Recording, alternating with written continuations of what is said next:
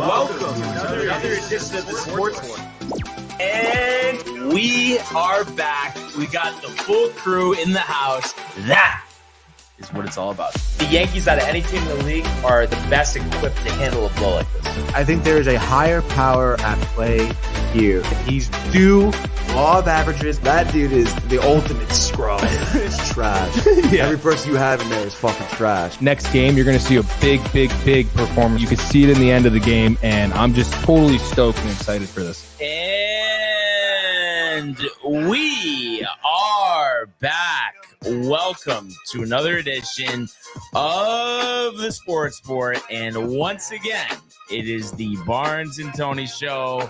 Anthony, how are you, my friends? I'm doing very well today, Brian. Tough Mets loss. We'll get into it, but a lot of stuff to cover today. I'm excited. Yeah, a lot of stuff to cover. Unfortunately, not good baseball conversation, but as was the theme yesterday, today's theme, more golf. Yeah, baby. Obviously, the ongoing conversations, about this merger between the PGA and the DP World Tour and LIV Golf. And as I said, I did catch Dog, for probably about 40 minutes on this yesterday. And it's, he started out calm, then he started, really getting into it. And the biggest thing, saying what a phony the Jay Monahan oh my is. gosh. And then also, and he was comparing it because basically it's come out now, like we didn't really know this when we broke this story yesterday, that the players had no idea this was coming, that they were completely blindsided by it. And after spending the year about keeping, or more than a year, keeping the tour together, loyalty, all of that, to be blindsided by this, he was comparing it to Jim Irsay's father, Robert, middle of the night, moving, the Colts, to Indianapolis from Baltimore. So he was making that analogy. He kept calling the DP World Tour the DNP Tour. Oh my God. It's the DP World Tour. And, and then he just kept saying stuff like, Mickelson made out like a bandit. He did. Yeah. Just like, Holy now shit. Now what are you going to say to him? Like, and he was just like going, on and on, just about it. And the thing too, that we, did not talk about yesterday or did not think about, I guess a big reason as to why this was done is because, moving forward, we mentioned about the litigation, that the amount of money that they would have had to spend on the lawyers was eventually going to run the well dry or put them in a bad position. Oh my gosh. And then the other part of it was, I guess through, with trials and all that stuff, there's discovery. And I guess through that discovery, unfavorable stuff, I guess, would be discovered. About the PGA? And then, I was listening to PGA Tour radio this morning, and it wasn't like, Jay Monahan was caught, at some, Robert Kraft hangout, like, not like that. But I think just some of the people that over the years they've done business with that's been on the low, I think that was potentially going to be exposed. What do we think about the robot here? Do we have any, can we do like a 1-2 on that? Hold on, let me double check here. Tony's Mice. What do we think of Tony's Mice? Hold on, let me double check here. Tony's Mice.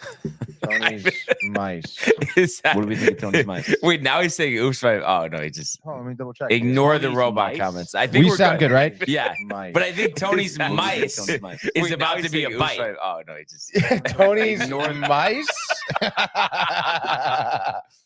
That's funny. Thank you, prefer though. Yeah, so that's like, I guess they just didn't want that to come out, and obviously on both sides, that stuff would come out about, not that that's not already out there, about the public wealth fund of Saudi Arabia. So it is kind of interesting that was an angle. And you do think about the unlimited resources, of that fund, that it does make sense that it was inevitable that they would have to merge, just because they could just keep the legal fight going and going as Renee walks in. Hi, Renee. You know, and Muchacho. and Hola.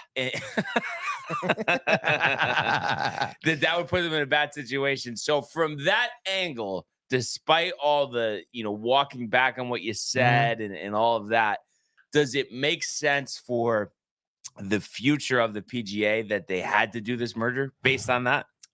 I mean, I guess so. I mean, I feel like the PGA still could have why don't you just not go through all the litigation, not have to spend all the money, not have to reveal, deals that were behind closed doors and stuff like that? Like, why did you have to do that? But they weren't going to drop it. LIV wasn't going to drop it. They were doing antitrust. Wait, LIV was also suing PGA? Yeah. Are you serious? For like a monopoly. Get the fuck out of here. Yes. It was both sides. Oh shit! I didn't know. Yeah, I didn't know LIV Tour was countersuing. Dude, that's kind of ridiculous. I mean, I guess at that point you kind of didn't have a choice, I suppose. It still is really shitty that. Thank you, Renee. That like he didn't tell any of the players or anything. Like, obviously, this was an ongoing thing. I would imagine this was like there was, I'm sure, discussions had been had.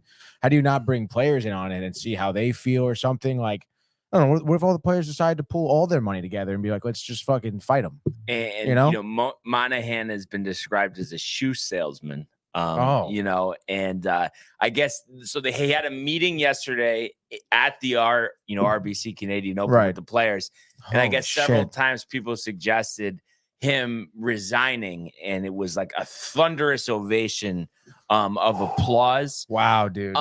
So it is interesting, and me personally, and I think you're kind of alluding to that. You feel the same way. I would have liked to see them been able to get through this, get all the players back together, and not have it run by that wealth fund. Yeah. But I guess they couldn't avoid it.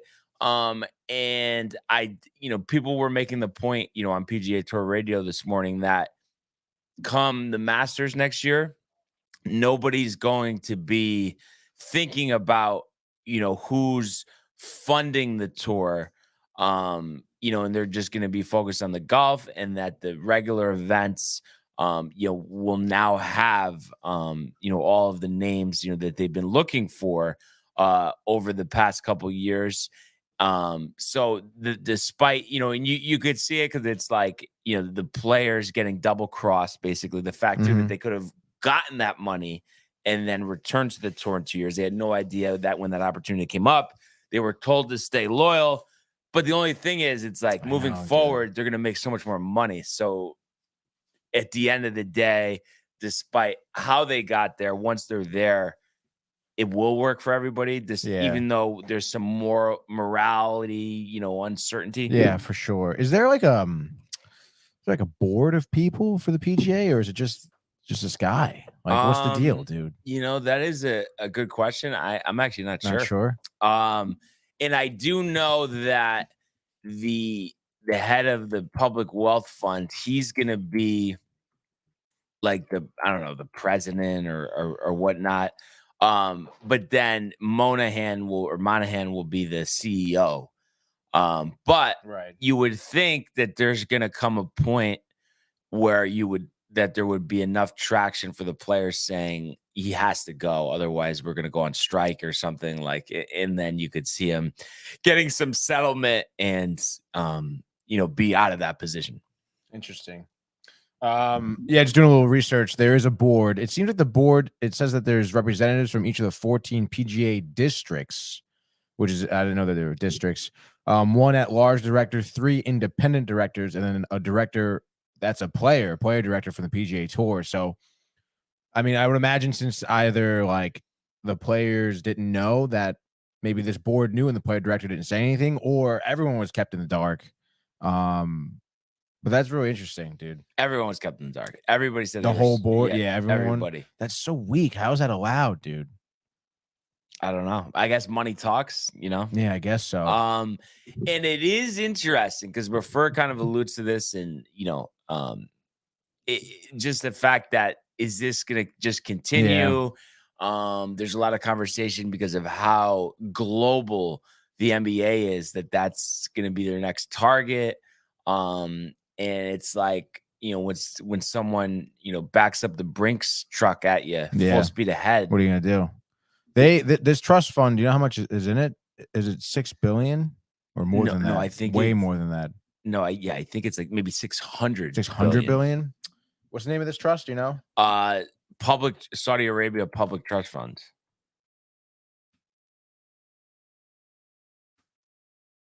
Trust fund amount. Oh, it is 600 billion. That's ridiculous. It's like, how do they end up with all the oil? Honestly, dude. they can't share that with. We got people, they can't share that with any of us. It's pretty crazy too. Like, so all these people get together, have made this fund, and then like collectively decide to buy things to make profit. So we could do that. I don't think we'll have 600 billion between the few of us. But I think, what do you think about them? Unfortunately, finding their way into all of the sports. I think that's bad news bears right there, dude. But I don't know. Like, it does besides maybe the NFL, I guess you could argue, even though maybe the NFL still is poor compared to 600 billion though. Yeah, dude. So, and the NFL is also like they're trying to reach beyond the United States as well. So I wasn't thinking about it really, and then when they mentioned it on the radio this morning, I was kind of thinking like, is this just inevitable? And it's like, it is so annoying though. It's like, oh yeah, so we just drill oil and then we can just buy everything we want and everyone has to move out of our way. Like, yeah, I know that is kind of beat. And I guess, yeah, in theory, they could do the same thing with every league, like they could say like they can make another baseball league and be like, oh, we'll pay all these players to come to us. You got a monopoly. But the thing is, they're not. But I think because of LIV, right, that's never going to end up happening, and it's just going to be this thing where they're just investors in all these leagues. I think. Yeah, you think so? Because I think they like the product as it is. Right. They just want to have the most money in it. So they're just going to start buying up teams. You think? Not teams, leagues. Actual leagues. Yeah. We got some comments here. Before continuing here, it says some say the richest man in Saudi Arabia is worth $1 trillion US. And then he says America is for sale to anybody for the right price. So funny. VHS DVD guy says it's over for sports barns. Who is that again? You don't know who that is? No, I don't know who that is. Really? Yeah. It just sounds like it's like they know me personally. I know he's commented before. Yeah, I know. I remembered it. He likes a bunch of our like 90s shit, obviously. Okay. So yeah, I don't know. Maybe it's preferred too. Yeah, Michael says, is. "How tight are you, Barnes?" He says, "LOL." Michael's laughing at you, Brian. Yeah, let's take it easy, bud. Oh, right. Dude. And then Before says most people will forget and likely still watch, but the legacy is forever tarnished. And then Michael, LIV, NFL, NBA, MLB, NHL, sad. Until I see it, though, I am of the belief that the inner workings that we don't see on a daily basis, maybe those will be different. But I think the product that we see on the field, on the course, on the court is going to be the same. He does also say China already owns us. You know what I mean? It's just money moving around. It's not changing the game itself. I hope not. And I also kind of feel like, speaking of inner workings that we don't know about, I'm sure like other leagues, other owners have taken notice to this. Right. And are going to try and be more prepared for something. Because that's true. PJ just got fucking swindled, it seems, dude. Like swindled, hook, line, and sinker. Dude. But does it not, other than the wealth fund, does it not benefit the players the most? Is it gonna? I don't know, man. Well, there's no way that the purses aren't going to be more. They are. No, yeah, I'm sure they already have grown. I'm sure they will be. Yeah, but it seems like the players are already like. They got kind of lied to, right, and deceived already. So I don't know, man. But also, Tony, me and you and Michael and Matthew, would do anything to be in the position that they're in. Swindle us all you want. We could go play golf and potentially win $5 million. I think we'll take that risk. Very true. Very true. But I would be a little hesitant to see that, the powers that are now may not have the best interest of the players all the time. Yeah. They may just care about their own pockets. So right. But I think, for the most part, and these leagues have shown over time that whatever they're doing to an extent, is working. Mm-hmm. And like, especially for instance, if they did end up, buying the NFL or whatever you want to call it, it's like, I mean, we know the cash cow that the NFL is. That what are you going to change? You don't need to change anything. I mean, you just watch the money flow in. That's true. I mean, I don't know. It could be little things like, sponsors on the jerseys and stuff to, I don't know. Yeah. Yeah. But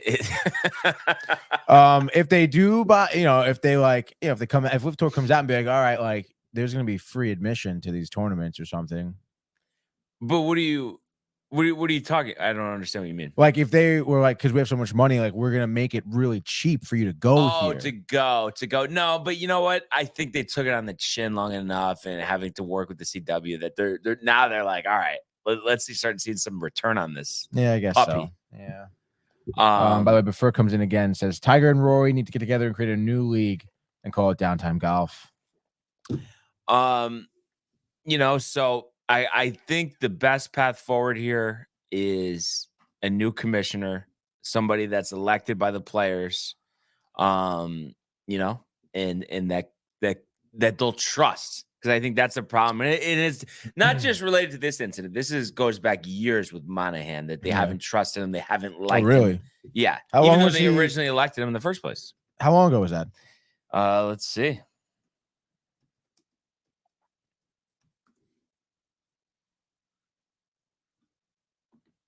(2017). Oh, okay. So 5 years, 6 years.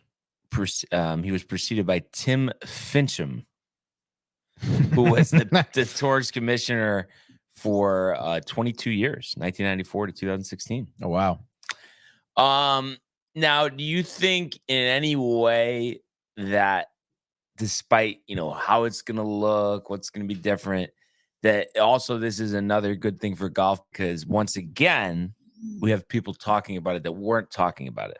Yeah, I mean, you said it, as you were walking in too, like Rick and Dave, we're spending a large chunk of time talking about this, which is good, I guess. It's getting national recognition, obviously, and probably more than that. And I don't know. I mean, it's obviously good, but I feel like things like this, kind of like Before said, they do kind of get forgotten a little over time. And I feel like PGA will go back, or whatever it's going to be called, will be back. No, yeah, I don't. And I know I suggested that yesterday. I don't think that they're changing that. You don't think they're changing the name? It's just one of those things. There's no reason to. Like, you know what I mean? For golf, for the extent, golf is never going to compete with the NFL or whatever. But for golf, PGA Tour has been succeeding at the highest level that it possibly can, and has grown. So it's like, for golf, you're not gonna like. I don't think there's much really like we talked about the team scenarios yesterday. Like, that's not gonna like get more money or anything. That's not gonna do it. Right. Honestly, I think it's just the weekly competition of all these guys. And if you can get, instead of this year, what was it? Maybe 10 designated events plus the majors, and you grow that up another 5 or 6, so you have 20 tournaments maybe total, where literally every single big name, the top 20, the top 30, they're all in the field. Yeah. That's giving you your best chance to get the best ratings and have the most success. Yeah, no, I agree. And I'm like that. You did say like you heard that they're not changing the name, or you're just saying that? It's just nobody suggested. Cite your sources. Nobody suggested that, and I thought about it more, and it wouldn't make sense. Basically, is what I'm saying. Yeah. Couple more comments. Yeah, it's the same comment twice. Oh, actually, no, we have Bronx 718 coming in. It says, good morning, fellas. Friendly reminder. Let's go Yankees. Yada yada yada. Yeah. Before says bots alert too, and then this guy putting these accounts out there. Honestly, this guy, obviously, I can't really say your name, bud, but he says, wow, sensational news. Football player, the legendary Lionel Messi has chosen to play for the Inter Miami football team in the MLS league. Renee, did you hear about this? Messi's coming to MLS. Miami, playing for Miami. Wow. Yeah. I hear about this, and I followed the Facebook page. Wow. There you go. And then before talking about baseball, Manoa to the minors. Jumping the gun. But, I mean, I guess it's good for MLS. Yeah, good for the MLS, but let them worry about that. But I think one thing we can agree on, Tony, is that obviously this week is a little different, with the RBC Canadian Open, but especially 1 week from tomorrow when the first tee shot is hit at the US Open, no one's going to even be thinking about that. They're going to be wanting to watch golf, watch the best players play, admire LA Country Club. This is going to be on the back burner. And I'm sure it's going to be a big headline still, I think. No, but it's like maybe in post-game press conferences. But I'm saying while you're watching the telecast, you're thinking of golf. You want to see golf. I think the announcers are going to be talking about losing their jobs potentially. I'm gonna lose it. All this uncertainty. I don't know what I'm going to do. Oh, no, yeah, I'm sure it'll be fine, dude. I'm excited. Yeah, to watch. Yeah, just Koepka back on the weekly grind is going to be sick. And I DJ still, and Cam Smith. I stand by from a production standpoint that Golf Channel does a phenomenal job. Yeah, they really do. The production is always top notch. It runs very smoothly, and the way they shoot a sport that otherwise would be slow and boring, for a viewer, it's very entertaining. Oh yeah, constant action. The breakdowns. Yeah, it's great. Awesome. It's great. But like we were alluding to, we do have the RBC Canadian Open getting underway tomorrow. So an interesting kind of thing here. So it is at Oakdale Golf and Country Club. But I've never seen a tournament set up for this. So at this country club, there's 3 separate courses. And I'm reading, this is quoting PGAtour.com. The 18-hole routing uses parts of all 3 tracks, but the entirety of the George Knutson course serves as the back 9 this week. The front 9 is formed using 7 holes of the Wilf Homenook course and 2 from the Stanley Thompson course. So you're combined 27 holes and you're playing 18 of them. And 1 course, you're just pulling 2 to complete a front 9 where you have 7 holes. Kind of a little crazy, no? Yeah, it's kind of weird. Logistically, yeah, that's so odd. I guess location wise, they line up based on how the 27 holes is lined up. Sure. And this is right in the downtown Toronto area. So I'm sure, they'll get a good crowd there. I know last year at the Canadian Open, there was a very good crowd. And then, it's the equivalent, and obviously it's different, but it's the equivalent of the US Open for us. So, I think I read that there was 21 Canadians in the field. Mm-hmm. So, you do have some pretty good names here, like I had alluded to earlier in the week, not everybody, but we do have Rory going for 3 in a row. And would be one of the oddest 3-peats that we've ever seen, because started in 2019. He finally gets to defend in 2022, and then to defend in 2023.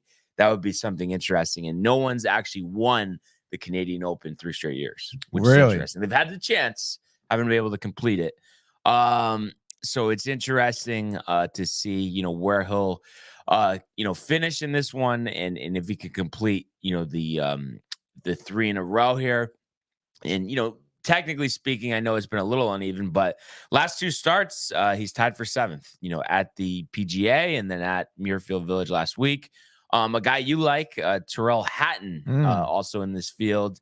The Canadian, Corey Connors, we've seen him have some good runs, specifically at the PGA.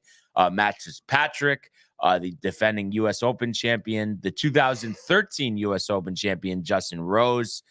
Shane Lowry, the 2019 Open champion. Sam Burns, Tommy Fleetwood, Sahith Theegala, Joseph Brantlett, David Lipsky, Adrian Moronic, Michael Kim, Carson Young, Grayson Murray, Cam Young, Webb Simpson, Matt Kuchar, and Keith Mitchell, not to mention PGA Tour professional Michael Block.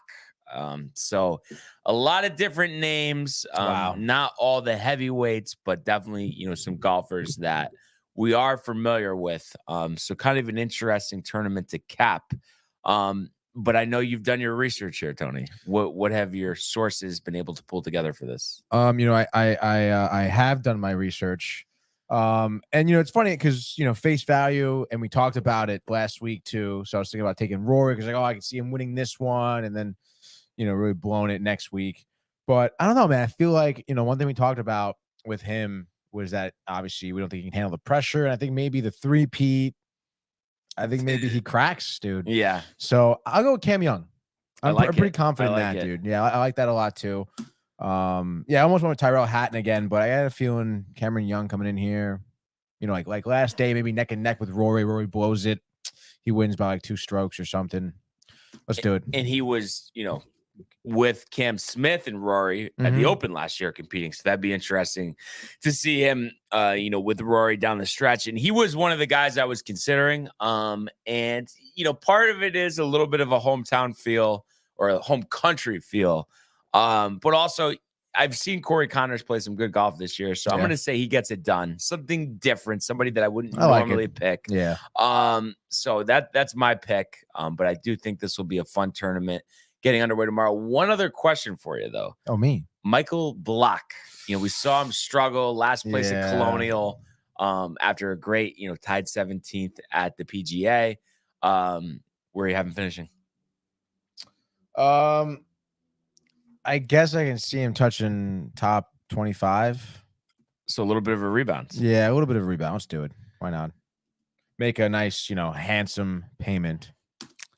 Okay. What do you think? You think he gets cut? Well, you said top 20, right? Top 25. 25. Okay. Yeah. Let's get it right here. Yeah, I'm gonna say MC. And it could be maybe last potentially. I think it just everything lined up at the PGA. Yeah. And it just shows why, despite the amount of times you play golf, like me playing 6 times a week, you can keep beating a dead horse. These guys are just on a different level, and it's very tough to compete with them. Yeah, I know. I'm kind of interested to see what this looks like on TV, like with the 3 courses and the 2 holes, dude. and if you would even tell if you didn't know that going in, Right. That'll be kind of interesting. I'm really pumped to watch it, dude. Coverage starts tomorrow. Yeah, and we could actually get you. I think this is a CBS golf tournament, so I just want to double check that. So Sometimes it's a little annoying with like going to different channels, and then sometimes like Golf Channel plays like some other tour, whether it's like a senior tour, senior or the event, Corn Ferry tour. Yeah, Tony. dude. It's like I'm like, what is this, dude? All right. So yeah, it looks like it's a combination of PGA Tour Live, ESPN Plus, and then CBS. But I'm gonna get you the time slots. That was just the first thing that came up. All right. So but of course, they just give me the tee times. It's like I'm not asking for the tee times, Tony. Oh, okay. Okay. So actually, you do have your PGA Tour Live on ESPN Plus that runs throughout the tournament. But in terms of regular TV, I'm a little disappointed here. Thursday and Friday, only 3 hours of coverage. So you miss, you don't even get to see one group play a hole 18. Jeez. 3 to 6. Golf Channel, though. So Tarico, I would imagine, would have a presence there. Yeah, he's nice. And then on Saturday, you're going to get 2:30 to 5:30 on Golf Channel, 5:30 to 7:30 on CBS. And then Sunday, 1:30 to 2:30 on Golf Channel, 2:30 to 6:30 on CBS. So rather weak in terms of CBS, only 2 hours on Saturday. You do get the full 4-hour coverage on Sunday. Yeah. But then only 3 hours of coverage. And I know, PGA Tour Live, and I could pull it up. But for the casual golf fan like yourself, I mean, a little disappointing, no? Yeah, it is. More of a window, Yeah, I would have appreciated more of a window, but it'll be nice Sunday. We'll be at the Horseshoe setting up and watching and then doing the show, dude. Yeah. So actually, wow. So the tournament will actually still be going on. Probably, yeah. When we start 6:30. So. Yeah, so like towards the end, we'll have a winner. So hopefully it's a tight finish. Yeah. Are you like? How do you want Rory to win? I know your pick aside, but just from a personal level. Yeah, of course, dude. Again, like we talked about Rory last weekend, and he does really look like he's having a good time on the course, dude. And the talent can be there, and especially this weekend too, where the whole three-peat thing. Hanging in the balance. That'd be cool for him to see. Of course, you wish him some success. I mean, again, like the guy seems like a cool guy, honestly, and obviously a talented golfer, has struggled. So you definitely root for him a little bit for sure, dude. Yeah, you gotta. So that'll be interesting, and Yeah, I mean, I'll probably. Is your you beard know. itchy? Yeah. Well, I guess you've never had a full beard, Tony, have you? No, not really. Did you ever think about it? Yeah, sure. I mean, my senior year of college, I think I had like a little beard like this or something, and then like playoff time for rugby, we were, playoff beard, let it grow out sort of deal. That was really the most I think I've had my beard grown out though. But what about like what would it take you to go 6 months? Don't touch the razor, see what happens. I can't even shape it. Like just let it go for 6 months, dude. It would be pretty crazy. It would be pretty crazy. I don't know, man. You have to give me like some money and dinner or something. It would be fun. It would be funny though. Yeah, it would be funny, dude. It does like my face gets itchy. My cheeks, Yeah. the Yeah. No, jawline, I dude. just the moisturizer I gotta get better with. I don't know. Yeah, It's dude. just always itchy. Horseshoe on Father's Day. Question mark.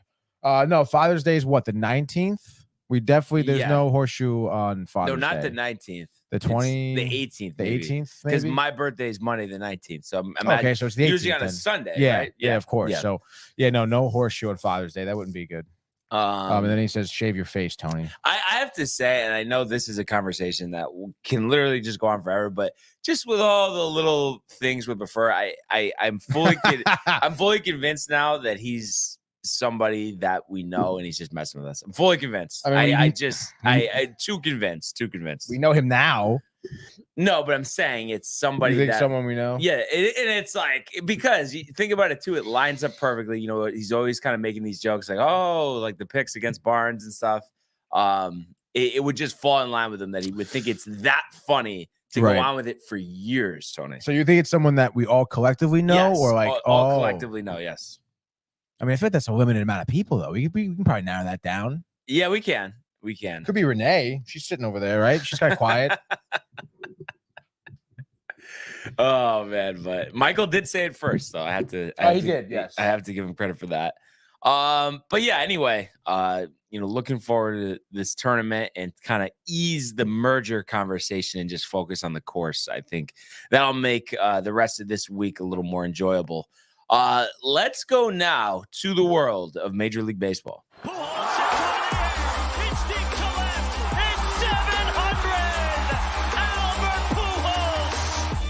What a play! Stop it, Yep. And Alonso cracks one. The Mets win the ball game. Out of sight. And it works at 100 miles an hour. 14 strikeout. Throw deep to left field. There it goes. See ya. All right.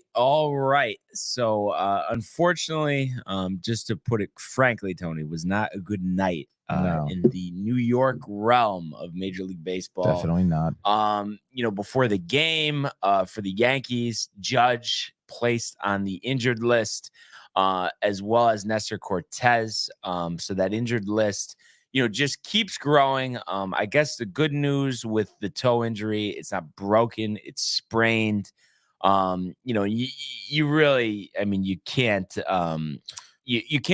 take what Boone says at face Right. value. What were you gonna say? I heard that there was like a ligament issue too. So this is ESPN.com. Okay, yeah. So a contusion and ligament sprain. Okay, all right, yeah, that's Sprain. fine, So dude. anytime Ligament sprain, sprain. It's better than a broken bone, I guess. Right? yeah, or a torn ligament. Yeah. So. Yeah. Boone says the biggest thing now is try to get the swelling out of there. He's had some improvements today, but we'll see where he is in the coming day, then week.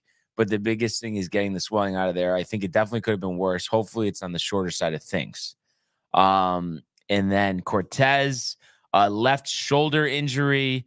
And he mentioned how he's struggled to bounce back in between starts Mhm. and has expected to miss at least 2 starts. Also, Ryan Weber, who has actually pitched well, and I've mentioned a couple of times how we saw him last year at Yankee Stadium. It has a UCL strain, and they're determining a course of action if it's going to be rehab with time down or surgery. No decision made yet. Mm. But you think about that with Bader.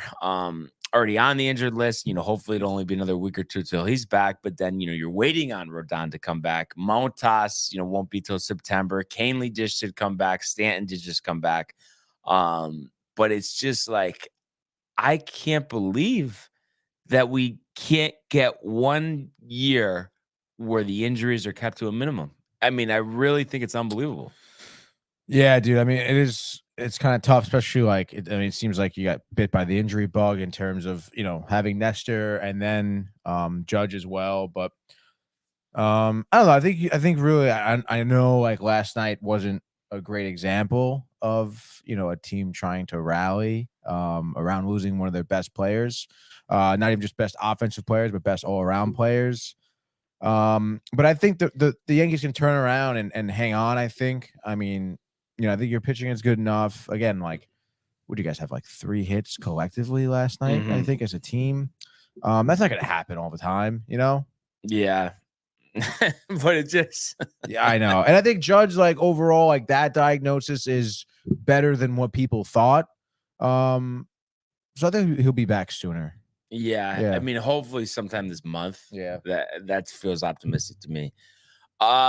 But yeah, speaking of the 3 hits, we did have that pitching matchup last night of Lucas Giolito and Clark Schmidt. And Giolito literally flawless. Yeah. I mean, I guess technically he did walk 3, but shut out the Yankees, no hits over 6 innings, the 3 walks, the 7 strikeouts, 100 pitches on the button. So just anything he wanted against this Yankee lineup, he was able to deliver on. Clark Schmidt on the other side of things, he overall had a pretty solid line, but the 2 mistakes he made cost the Yankees this game. He gave up 3 runs on 2 home runs, both to Zavala. Do we know anything about him? Negative, buddy. We got catcher, right? Sebi Zavala, 29 years old. Yeah, he was terrible numbers right-hander. coming into the game. 29, from Fort Hood, Been Texas. on the White Sox since 19, dude. So a guy, I don't know. I guess and again, it was Schmidt with the hanging off speed. So he gave up a bomb home run, or not. Yeah, that was the second one. The first one barely got out down the right field line, 320. But the second one in the 5th inning, 435 feet, 2-run homer. So, the Yankees get nothing across against Giolito. He comes out of the game. They go to Joe Kelly, excuse me. Love Joe Kelly. Who obviously was involved with the Yankees and the Red Sox and all that, throwing at people and whatnot. Yeah. I think with Tyler Austin, too, if I'm not mistaken, it was that long ago. He's been around a while. He was still hitting 100 miles an hour. I couldn't believe it. Last night? Yeah. Are you serious? Yeah. Pitching in the 7th inning. Get the fuck out of here. So IKF got one of those kind of lucky doubles where the ball fell in between the left and center fielder. So that's how the Yankees got their first run of the game. That scored Willie Calhoun, who had gotten on from a walk. And that was in the 7th inning. The Yankees had Canely pitch the 7th inning. He was lights out. So nice to see Tommy Canely come back off, a long injury list stint and have 2 scoreless appearances. He had Cordero pitch the 8th. He worked around a walk to strike out 3. And then what was really tough, Tony, and it's we've seen this come up in recent weeks, but just bad umpiring. And it really came back to bite in the bottom of the 8th inning. The Yankees, had a couple runners on, or not the bottom of the 8th, excuse me, the bottom of the 7th. So you started out the inning, Donaldson struck out, Volpe struck out. You had the Calhoun walk, then the IKF double. But Jose, it was crazy too, because I was watching the game with Corey, and Jose Trevino is up, and I'm like, IKF's on second. We just need one of those patented Trevino, just barely shoot it out of the infield. It'll drop it for a hit. That'll score IKF. And we have Clint Frazier, ironically, playing right field. Wow. And I guess IKF didn't get a good jump, whatever, when the ball was hit. Obviously, 2 outs, you're running contact. So he lasers one in. IKF doesn't go. He doesn't score on a single. And you just would think IKF, this isn't, Stanton running. Right. He should be able to score on that. Did you not know there was 2 outs, maybe? No, he did. He did. I He don't know. just He just didn't- wasn't running full speed for whatever reason. So it was like, oh, Trevino delivers. And then, he can't score him. And then Jake Bowers is up. It's a 3-1 count. So he's Right. 1 pitch away from loading the bases for Glaber, and a curveball that's a couple inches outside called a strike. And of course, next pitch, grounds out, inning over. Right. And you had the runner right there on third base. That was really tough because that would have given you another run. Yeah. Obviously, we all know by now Abreu, was able to pitch a clean, top half of the 9th. And then in the bottom half, I think it was like the first pitch, Josh Donaldson, Hendricks coming in, leaves one right over the middle of the plate. And right before this, they showed out his ERA's 8 against the Yankees. Right. He always blows up, and then he gets 3 straight groundouts, Volpe, Calhoun, IKF. To end the game. So really a tough way to end the game, just because it's like, you lose by 1, you get screwed out of a rally on a bad call. And then of course, Josh Donaldson has to get his home run to buy him even more playing time. I don't care that he's homered. I think it's 3 times in 11 at bats since coming off the injured list. It changes nothing for me, Tony. Yeah, it's tough. Doesn't change. It changes something for Prefer though. No, he's somebody. He's somebody. He could be. He could be. You know who's not somebody? Josh Donaldson. Fucking nobody, dude. So this just leaves me. It just leaves me in a tough place, Tony. I don't know what to tell you. It's tough to not, even though obviously record wise, yes, you're still okay, but you're buried in the division. You're in 3rd place. You're hoping to hang on to a wild card spot. You don't know how much time Judge is going to miss. There's no timetable. Boone with his. Of course, there's no timetable. You're down Nestor now, so your pitching staff, which you felt like had so much depth. You have Cole and Severino, and then you called up Randy Vasquez to replace Nestor. He's a rookie, and then you have Herman and Schmidt. And I know they pitched pretty well, and it's nice that they've been pitching well lately, but you're so battered there. You feel good about the bullpen. But it's always such an uncertainty. Judge out for an extended period of time. What's the offense going to look like? That's the thing that gives me trepidation. No, yeah. I mean, you're totally right. That's obviously your biggest concern, because I think, your pitching is fine. I mean, Herman, I could deal with. Clark Schmidt, I feel like against a good team, I'd be definitely weary. Yeah, he's pitched, well as of late. That's great. But yeah, your offense, I mean, like, obviously, Rizzo was hitless. He's someone you would expect to come up big, to have like a big, like 2 for 4 a night with a couple of ribbies, maybe a home run, like something like that to kind of rally this team. He didn't.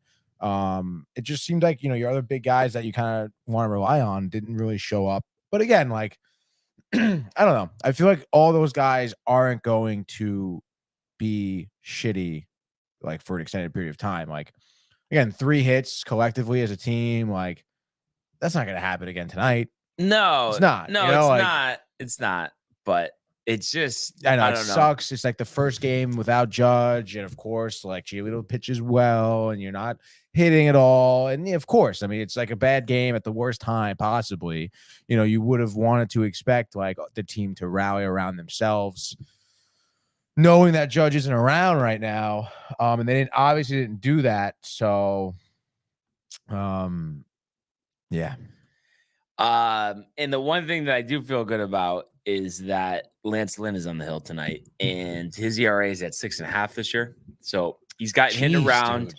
Yeah, obviously, in his brief time as a Yankee, didn't pitch well for them or in Yankee Stadium. Right. But he had a good year for the White Sox, no? He's had some good years, but not this year. This year, 6.5. I mean, yeah, it's here terrible. We are in June. I know. That's pretty embarrassing. And then Randy Vasquez looked good against the Padres. So I do feel good about that. Yeah, no, you should feel good about the rest of the series, really. I mean, you should have felt good about last night's game too, but Wow. I mean, that's kind Well, of. I'm just saying, like, it's like, yeah, like, Well, think it'd be I fine. guess it's like I'm more thinking of it as law of averages. All right, we chunked last night, but we're not Yeah. gonna do that again against a team as bad as the White Sox. I mean, Josh Donaldson having one of your 3 hits, and then IKF, and who else had the other hit? IKF and Trevino. Trevino. Yeah, Yeah. that's right. I mean, come on, dude. Like, where was Torres? Where was Stanton doing? No, and 0 me for and 4, Corey 2 were talking about it last strikeouts. night too. It's just I don't understand Rizzo. Why is he so good and then so bad? Why can't there be a middle ground more consistently? Yeah, I guess so. I mean, wasn't that really? I mean, I guess that really wasn't his issue with Chicago necessarily. He was just His just power slumped kind hard. of weans Yeah. down the stretch, and he's obviously redeveloped that. Do you think he's looking to hit for power too much? Do you think maybe he should just be more of a contact guy? I mean, I feel like if he really focused on it, he could just be pulling balls into left field for base hits all night long. Like, right? But also it's like just change your swing path, your direction, your setup.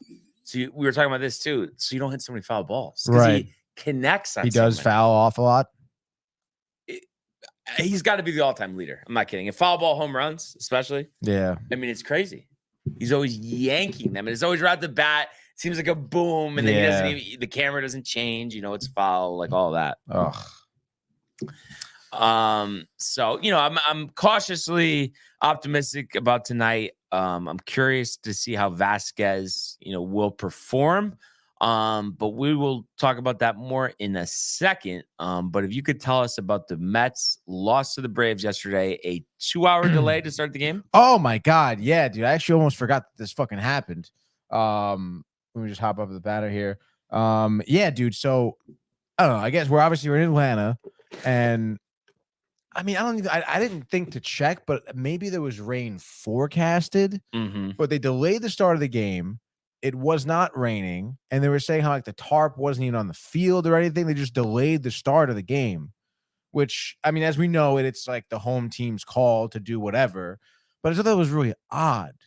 Like they didn't even like plan for like the tarp wasn't on the field. It's not like they were, I don't know, really weird. And it was raining, I think, a little bit through the game, just light drizzle, nothing crazy, but did delay the game 2 hours. So I don't know. The game ended at like fucking midnight, like probably later than that, honestly. But anyway, we had Carrasco on the mound against Bryce Elder, excuse me, who I didn't know coming into this game has I knew he was a really good pitcher. He has a great ERA. I think it was 1.52, 1.92. Now it's like 2.26. Right. But coming into the last night's game, he had the best ERA in the whole in baseball, in all of baseball, which is pretty crazy through like 11 starts he had or whatever. And he was matched up against Carlos Carrasco, who was coming off a couple good starts. So you were expecting a little bit from Carrasco, in terms of having it outing, and he kind of did. But let's get through some of the scoring. Again, the first inning, I mean, both pitchers, I think, had to adjust a little bit to the 2-hour delay. You saw Elder start off, I think, striking out Nimmo with 3 straight pitches. Then he walked the next batter, had a ground out to fly out. So it didn't look like he was very sharp. Again, the delay, we know. Carrasco looked pretty decent going to his changeup to get his first strikeout, I think, for the first batter. Gave up another hit, though, but then I think maybe Ozuna grounded out into like a 5-4 double play, I think. Doesn't matter. To end the inning. So again, like pitchers kind of, re-warming up as you saw.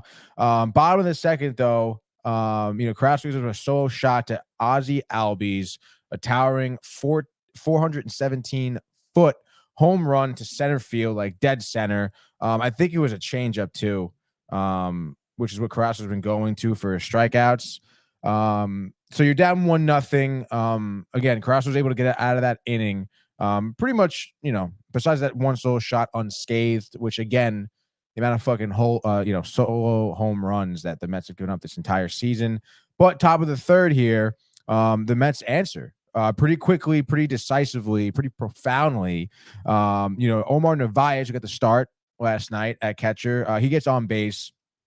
And then Francisco Lindor up to bat hits a big home run, 403 feet, I think, to like left center, to right field, Was rather. his first extra base hit in a month? Probably, dude. But, scores Narvaez. So it was a 2-run home run, making it 2-1. And then, 2 batters later, Pete Alonso's up with McNeil on base.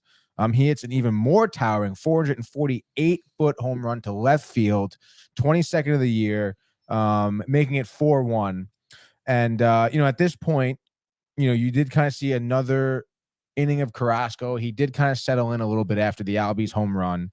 So you're feeling really good that it's 4-1 right now, that you had back-to-back home runs from your 2 big guys, 2-run home runs, that is. And then let's fast forward here to the bottom of the 6th. Carrasco got into a lot of trouble. I think leadoff was Austin Riley. He walks him. And as we've seen before, it's never a good sign for a pitcher who throws a leadoff walk. After that, I think it was a hit to Olsen. And then, of course, Murphy's up. He hits a 2 RBI double to left field, scoring both Olsen and Riley. Right after that, Ozuna RBI double to score Murphy. After that, Ozuna scores on an infield single. Arcia, I think they tried double play. Lindor tried the little glove flip to Escobar, who was playing second base. We'll get into the lineup, by the way, for the Mets. Escobar was there. They didn't get the out at second, but Escobar was able to rifle it to first to score. But Ozuna scores. They get the out. Eventually, they get out of that inning. And then bottom of the 8th, an RBI single by Ozuna to score Rosario. That makes it 6-4. And in the 6th inning, I think it was Murphy's double. Jeff McNeil was playing left field, and he just could not pick the ball up. So maybe it was Ozuna. I think maybe it was Ozuna's double, because I think we were tied 4-4, and then Ozuna's double made it 5-4. But it was just again, that the Braves lineup, obviously they ended up winning this game 6-4. As in the 9th inning, we literally couldn't get anything going.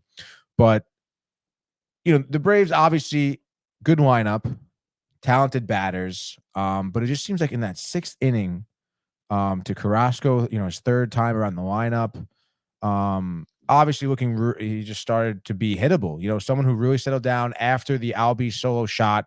In the 2nd, he, again, settled down a lot, was locating his pitches, going to his changeup, which we've seen his last few starts for strikeouts, getting swing and misses, getting strikes on those changeups.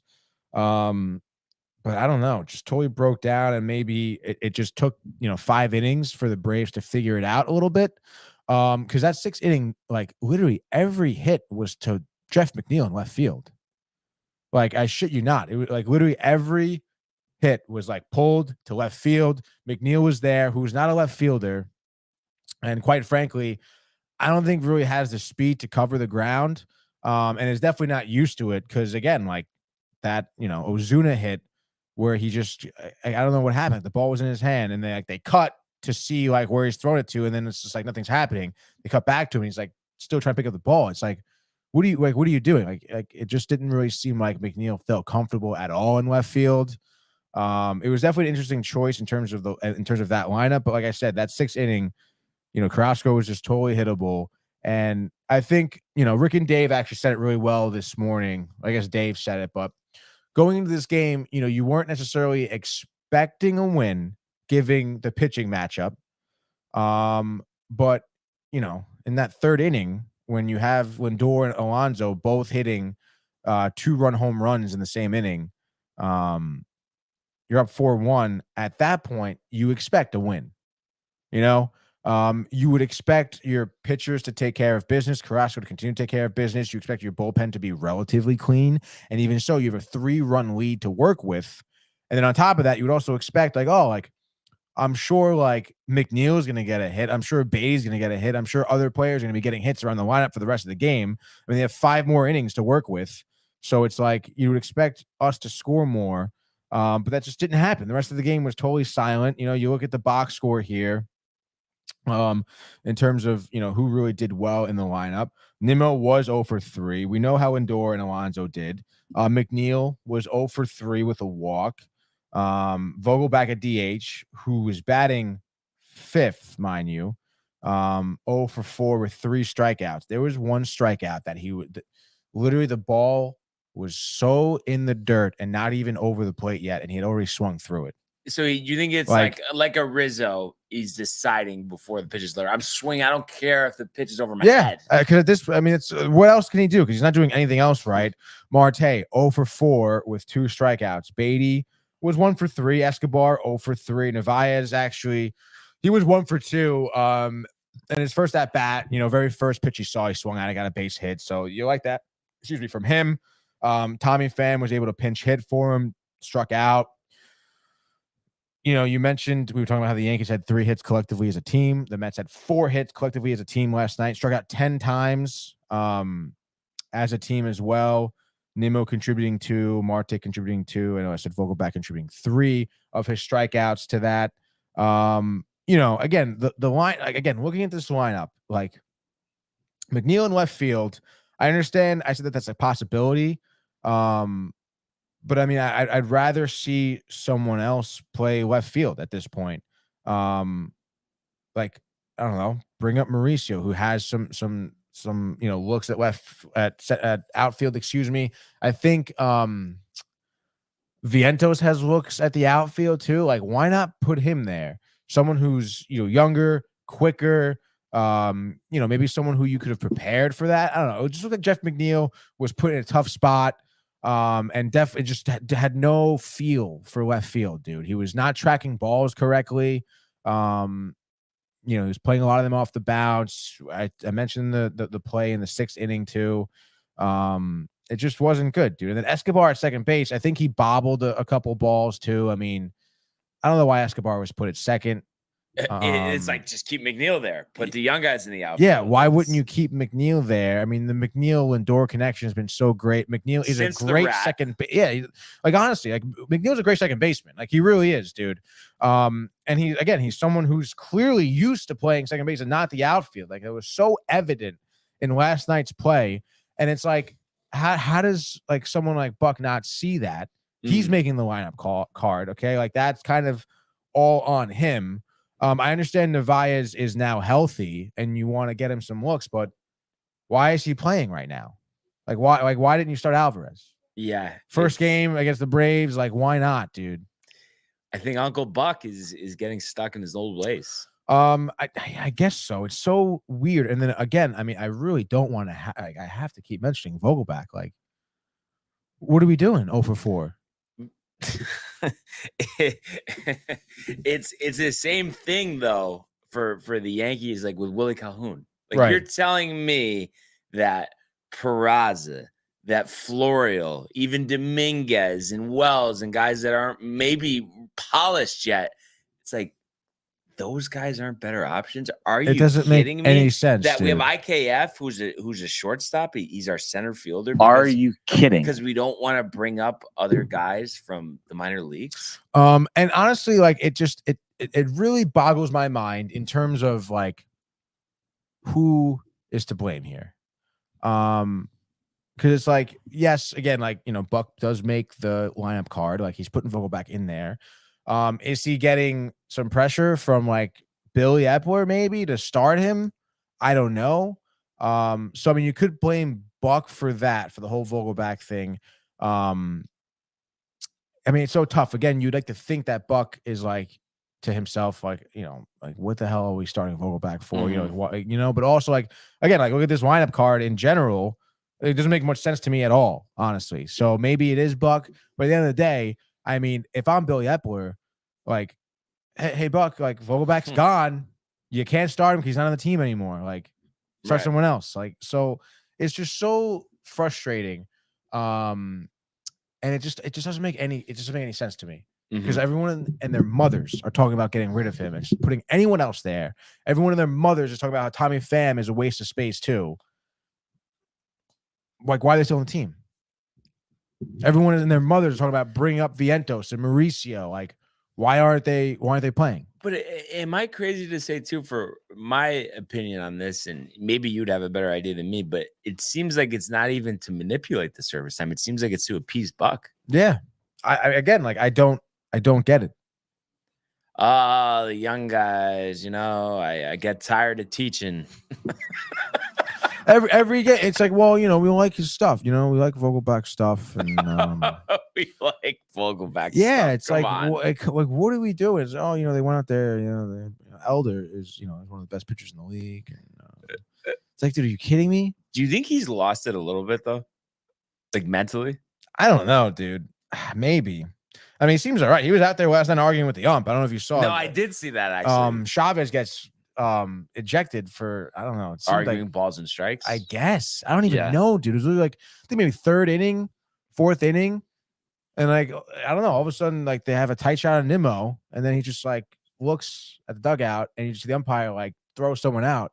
And everyone's just like, what? And I guess Chavez got thrown out for something he said, but it was very odd, very odd. And I know they think sometimes there's like a big boost from the players, but I've always felt like, does the manager really need to get ejected? I know he's not the manager, but I'm just saying in general. I always thought it was kind of a waste of time. Fines and yeah, it is kind of ridiculous. And also, like, I really want to know, like, do they like actually go into the clubhouse and just sit there? Probably manager's office. Like, yeah, and like this is like the third inning. Order bro. food. Yeah, like what the hell? Yeah. But I also, like, I don't know. I would like to think that Chavez didn't expect to be ejected either. No, that's 'Cause it was different. What very I'm odd, saying, yeah. especially when Boone, like, I mean, sometimes he's right. Like the calls are ridiculous, but it's like it seems like it's almost premeditated. Yeah, exactly. It's a show. It's building over a couple innings, and it's like, nope, I'm gonna do it. And you know what, dude? Like, what does that actually do? Honestly, like, what does it actually do? Because if I'm an umpire, I mean, I'm not gonna fucking change. That's it. This is it. This is what you got. Right. Okay, like that's it. So they think it fires up the teams, but to me, sometimes it just seems idiotic. Yeah. And the fact too that Aaron Boone, he's like near the top of like, I think it's active managers for ejections, and it's like these guys have managed 15 more seasons. I think they were shown on the Sunday Night Baseball broadcast. Yeah, I remember them talking about it. And is that something to be proud about? Yeah, I think it's. I mean, you didn't see. I mean, maybe Torrey would get ejected, but I think he's already been ejected more than Torrey ever was. Yeah, probably. So kind of interesting stuff. A couple comments. Yes. Sorry. We have quite a few here. One from my mother says, "Hey fellas," and then Matthew Gabriel says, Muchacho, hola."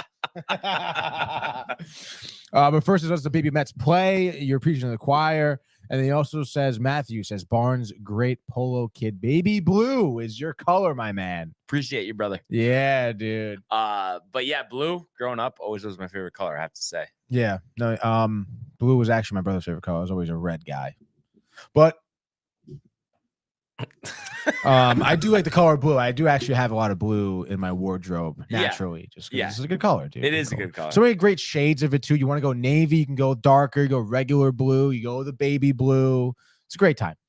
Yeah, definitely. And I have to say, I don't usually do this, but Buffer did have us on the picks last night. He was 2-1. We were both 1-2. You're at 8 points. I'm at 7. Granky blew it for me, dude. I mean, I could have told you that, Tony. No, it was no. ridiculous. Who the fuck is that guy on the Brewers? His last name's like Arias? No. Is it Arias? He's like batting like over 400. He's not on the Brewers, though. He's on the Marlins. Is that what Luis Arias? Oh, Arias. Yeah. He's on the Marlins. First player, I think, since 06 to be through this many games to be hitting over 400. Yeah. That person in 06 who did it last? David Wright. No, who was it? Chipper Jones.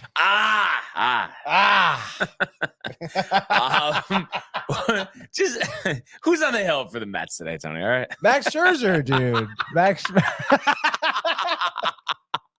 Who's he opposed by? I think it's Charlie Morton. Charlie Morton. Battle of the Ages, dude. Battle of the Ages. Quite literally. Again, I mean, you would expect at that point, game 2 here. That pitching matchup, I mean, I would give Scherzer a little bit of an edge here. I've seen Charlie Morton kind of struggle this season for sure. The only thing that I'm worried about is the Mets offense. But you would, again, imagine that other players here could do well against Morton where they didn't do well against Elder. I would also imagine that Francisco Alvarez gets the start at the I don't catching know. We want to position, get dude. Navarez's reps, I get him re- back in the swing of Dude, I things. really hope like Narvaez is not like starting again, like back-to-back games. There's really no reason for that. And I hope McNeil's back at second. Like honestly, at that point, like I guess start Kana at left field. Honestly, at that point, I understand his bat cooled off if you have to, but if not, like throw like again. Like I'm pretty sure Vientos has had reps in the outfielding position. Well, and also I'm gonna say, and like I haven't been paying that close attention, Right. But aren't they kind of throwing him to the wolves a little bit? Isn't it like, oh, start, then take 3 days off with Vientos? Yeah, he hasn't even been put in that DH spot. So Yeah. it's like, what are we doing, dude? Like, why Yeah. are you kind of like pussyfooting around, getting him reps? And again, like the guy you're putting over him at the very least in the DH spot is Daniel Vogelbach. Like, it doesn't make any sense. All right. So like I want to see Vientos in a DH at the very least. You throw Connor back at left field, McNeil back at second. Let's settle down a little bit. Hopefully, some of the other guys. I want to see Marte get some like 2 hits, go 2 for 4 tonight. I just want blue singles, nothing crazy. Maybe he steals a bag or 2, gets in runners, gets in scoring position. And Alvarez, who sure, have him 9th in the lineup, have him clean that up, that area around. He can score Marte, he can get a dinger. Like, let's go, dude. Yeah. All in all, I think again with that lineup, I think we have great odds against the Braves here. Alonso, maybe it's his 23rd home run of the season. That would be great. Lindor with 2 games where he's hitting well. I don't even care if it's a home run. Just give me like an RBI single would be great. Just scoring someone would be great. Hitting well, getting his average up a little bit. I feel like Nimmo has also been super quiet the past like month, probably. I'd like to see him kind of turn things around. But nonetheless, like I said, more than enough power to hit up on Morton. I can see the Mets hitting on him early. Morton maybe going 5 innings, getting into the Braves bullpen a little bit. Something we didn't do last night was, hit well against the bullpen. So again, I think maybe seeing some of the same guys on back-to-back days, or even, not the best bullpen guys coming out of the Braves here. I think it's a very winnable game. Atlanta's, Vegas has them at -125. So the odds are close. I'll say Mets take this one. I'll say 5-3. All right. Let's do it'd it, be a dude. nice way to Yes. bounce back. That's for sure. And for tonight, we did talk about how Lance Lynn is a post by Randy Vasquez. And looking at this, I have to say, like, just going straight at it here, they better pummel Lance Lynn. Okay, he's given up 76 hits in 67 innings. He's walked 26. He's allowed 15 home runs in 67 innings. That's a little over a home run every 4 innings. That's pathetic. That should really get the offense going. This sets up for Rizzo to get going. I think that he's due to kind of break out of whatever he's been going through. It'll be interesting to see who they bring up for Judge. Is it Peraza? Is it Florial?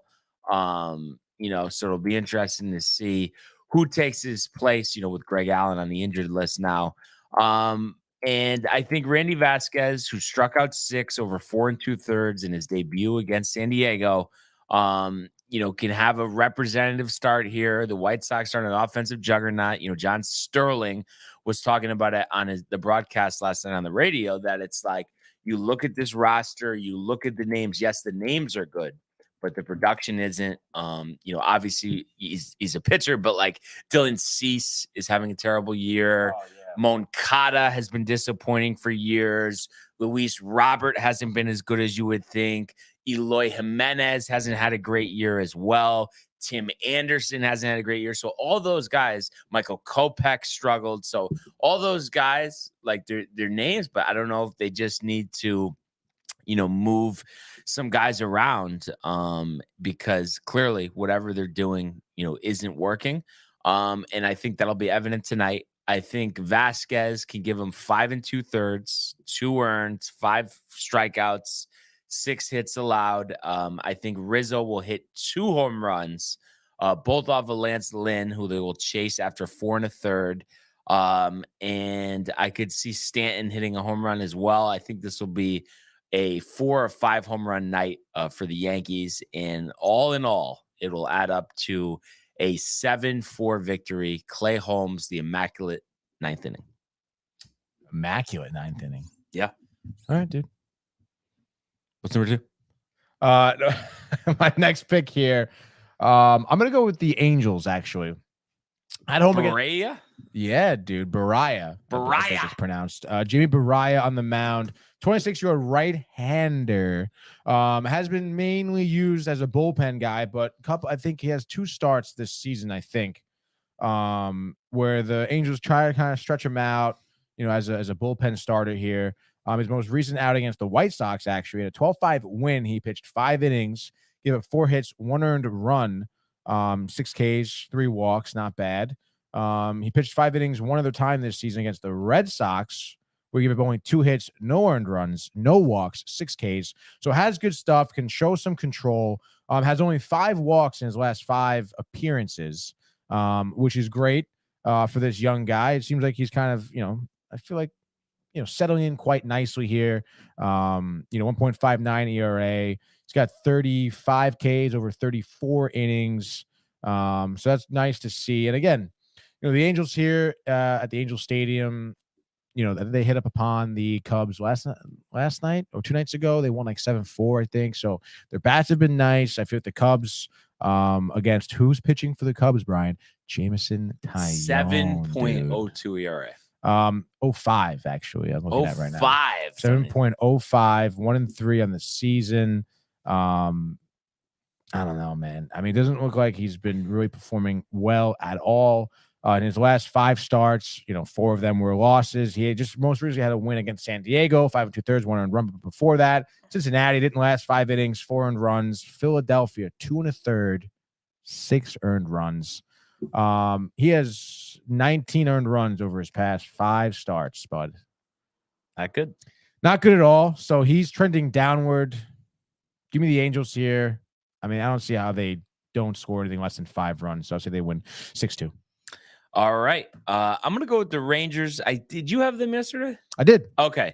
And obviously we didn't talk about it, but they got some bad news. I guess it came out last night. Yeah. Jacob deGrom with that UCL tear, a second Tommy John surgery, will of course miss the rest of this season and will miss most likely most of next season. So he was pretty choked up talking about it at the podium. Oh my God. Yeah. But unbelievable. So sad. All the teams after deGrom and the talk about should the Mets get him, this, that.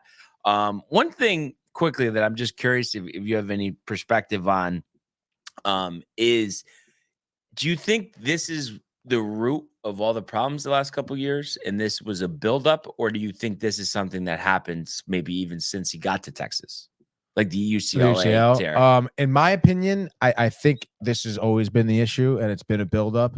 I think so many times, especially like, at the professional level, these are kind of top-notch athletes. Like, so a lot of times when they do have an injury, their body's like able to kind of compensate for the injury by relying on other ligaments, other muscles, which could honestly explain why he had such discomfort in his shoulder, in his shoulder blade, in his forearm, because his body was trying to compensate for the UCL.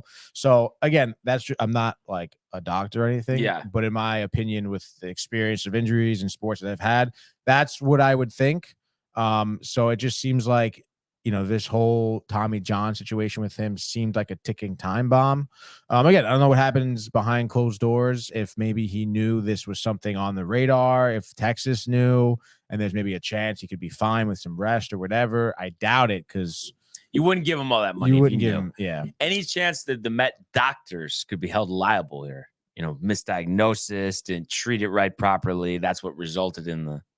I mean, I would be very interested to see if deGrom wants to pursue that, but I mean, I don't know, dude. I mean, he's gotten the MRIs, right? Yeah. You can't really fake an MRI. You can't flub an MRI. I mean, something was missed, though. I just feel like it just shouldn't have came to this point, like where, okay, maybe you want to tell me in spring training he needed the surgery, but to have it happen now.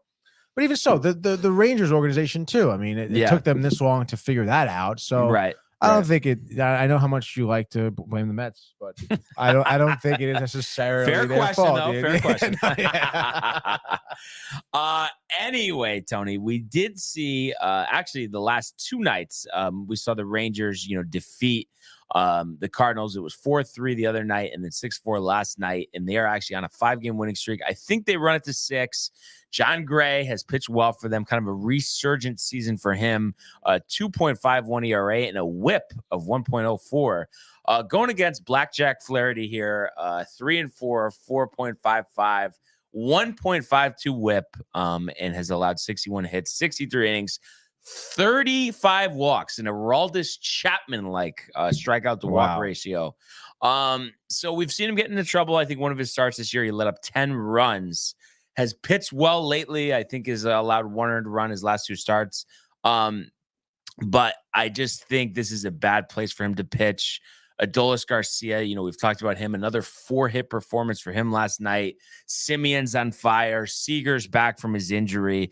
It's a lot to navigate. I have Flaherty for my fantasy team. I think I'm going to bench him because I think the Texas Rangers are going to throttle the Cardinals tonight. No, the last 2 games were close.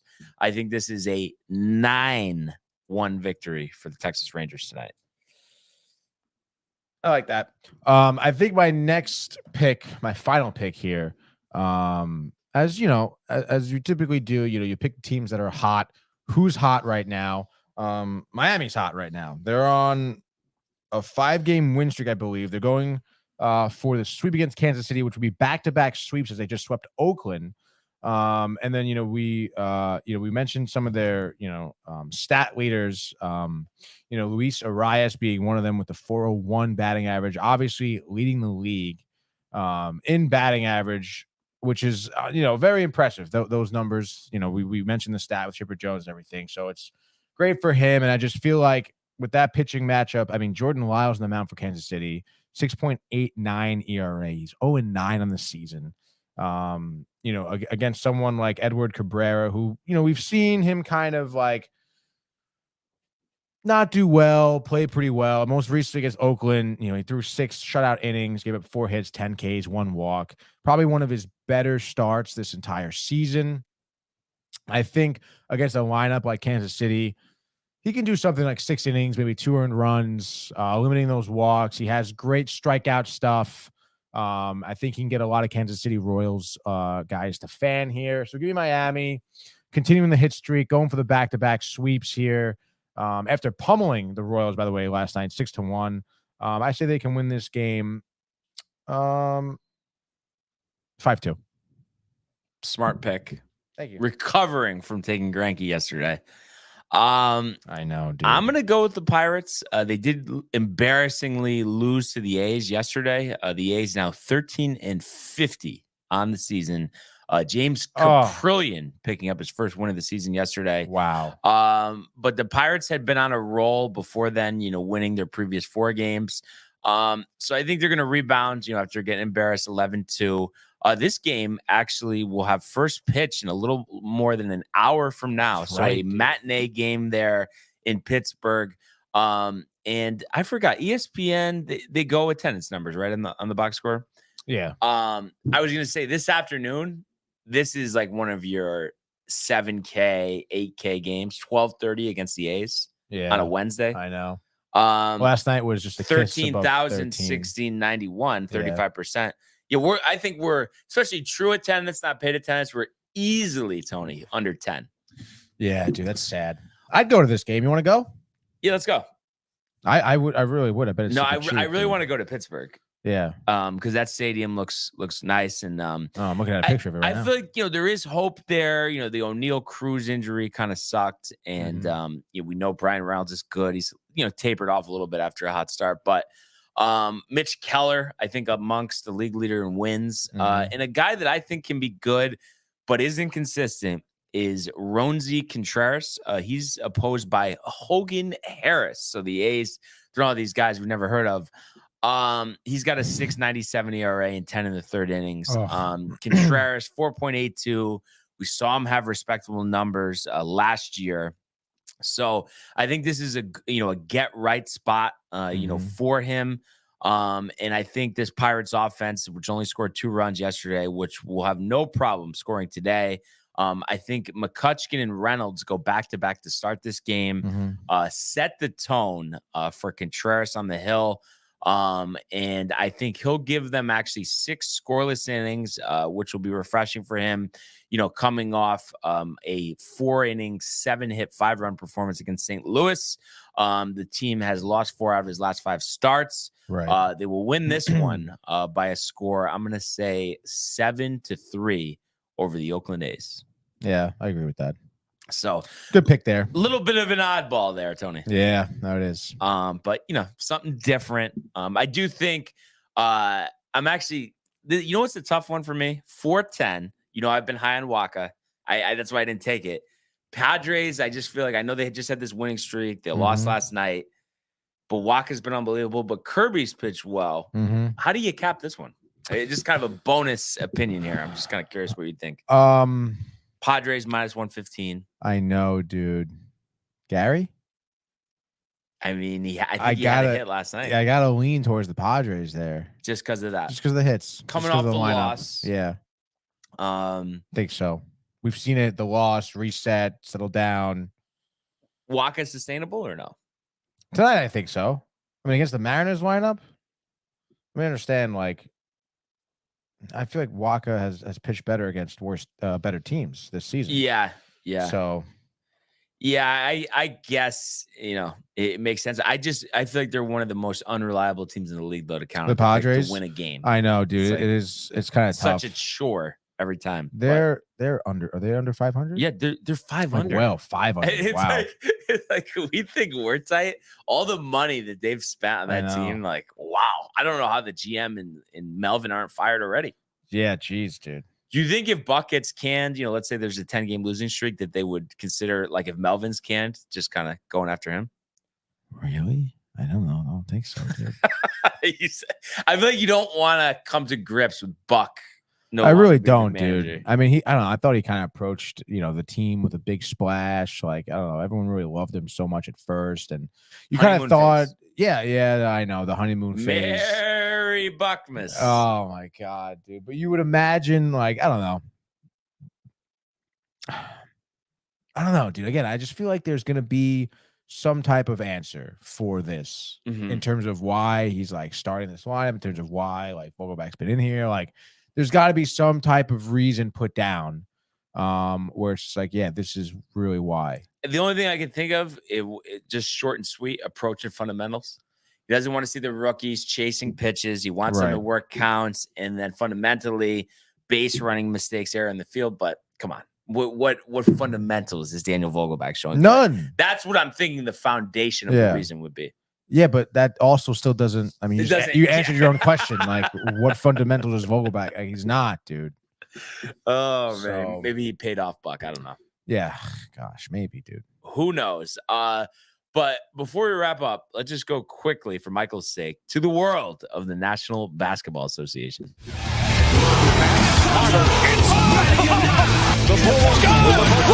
James at the buzzer.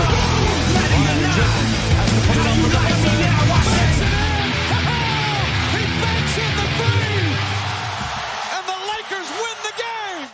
All right. So game 3. Big game tonight, dude. As we head to Miami tonight. And they just are coming off, evening up the series at 1 game apiece after a 111-108 game 2 victory on Sunday. And you go into this game, Denver short favorites at -2.5 here.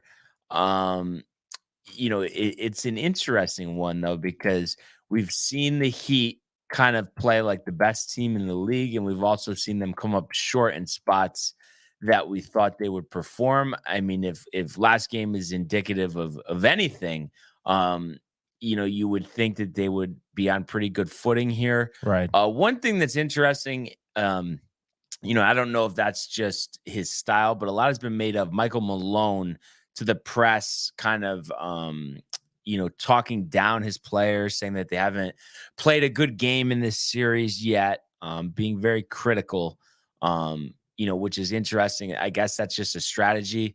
What do you think about? I've always thought that's just like a little like It is. it's charades. Mind games. Charades. It's ridiculous. A charade. A charade. What? You never heard anyone pronounce charade that way? No. What are they from Canada? Yeah, maybe English or something. A charade. And I forgot because this is the NBA. We have games every 5 days. You caught Canada? you caught part of this? No. Wait, was it on? It was Sunday or no? Yeah, it was Sunday. Oh wait, yeah, maybe I did then. It was Sunday. Wow, Yeah. Sunday? Yeah. Yeah, I did. Okay. So kind of based on what you've seen up to this point in this series, what's your mindset going into this one? I could see Jimmy Butler feeling some pressure. He really goes off, which is something we haven't really seen. I feel like last game, I think he posted like 25 points, something like that. Yeah. And he got some nice supporting lines from the rest of his starters. I think like 3 out of the 5 starters had like over 20 points, something like that. I think we're going to see Jimmy Butler like really ramp it up. We're talking like 42 points, like 12 assists, hitting the double-double, playing the whole game, really setting the tone at home for Miami, sending a message to Denver, be like, hey, like, this isn't going to be a rollover.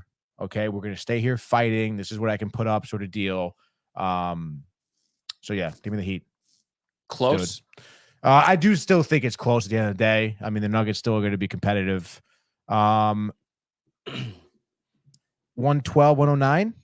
Yeah. And I think it's going to be one of those crazy games. And we've seen plenty of them, in this postseason where I could see the Nuggets 12-point lead after the first quarter. Maybe the Heat get it down 9 at halftime. But they have an outstanding third quarter, tied up going into the fourth, battling back down the stretch. But maybe Jimmy Butler has the last 10 for the Heat. Yeah. And I think even lower scoring than that, Tony, I'm going to say 101-96. Wow, dude. So once again, the under. What's the over? 214. 214. Very much in play here.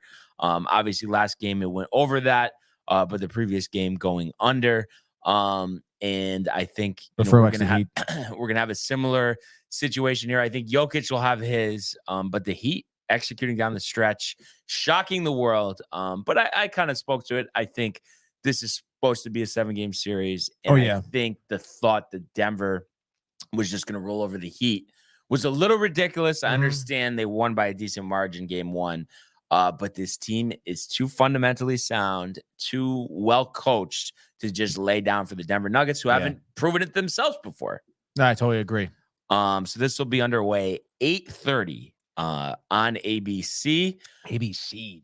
So it'll be interesting to see who's going to take a 2-1 lead heading into Friday's Game 4. Were they on ABC on Sunday? Yes, They always were. on ABC. Yeah, Always. but there's an alternate broadcast, Stephen A's broadcast. Oh my God, they had that on at the Horseshoe. That's right. I don't know why they keep doing Why? that. They had it on Ew, another dude. bar, yeah. And dude, they had it on mute too. But the way you saw Stephen A moving, and you could just like in your mind hear the way he was talking. I was just like, oh.